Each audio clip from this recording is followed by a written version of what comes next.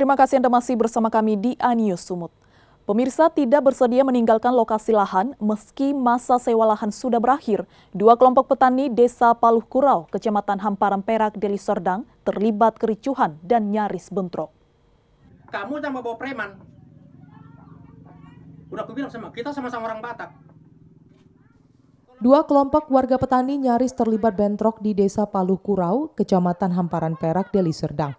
Kericuhan terjadi setelah salah satu kelompok tani tak bersedia meninggalkan lokasi lahan pertanian mereka meski masa sewa lahan telah berakhir di kawasan Dusun 15, Desa Paluh Kurau, Kecamatan Hamparan Perak, Kabupaten Deli Serdang. Mereka mengamuk dan mengancam sejumlah petani yang bekerja di lahan milik Parlindungan Simanjuntak selaku ahli waris lahan yang luasnya mencapai 10 hektar. Bahkan bibit padi yang baru ditanam di lokasi lahan juga dihancurkan dengan cara diinjak-injak dan diberi racun oleh petani yang awalnya menyewa lahan tersebut. Menurut Kepala Desa Paluh Kurau Slamet, dalam sengketa lahan, sejumlah warga petani yang bukan warganya mengaku sebagai pemilik lahan, namun saat diminta menunjukkan alas hak, hanya bisa memberikan alas hak di kawasan Karanggading yang merupakan desa tetangga yang tidak termasuk dalam lahan yang awalnya mereka sewa dan ingin dikuasainya saat ini. Kami Pak sebagai pekerja, tukang tanam ini, kami sering dimaki-maki orang. Nah, kami dibawakan alat macam kelewang, tojo sawit, babat.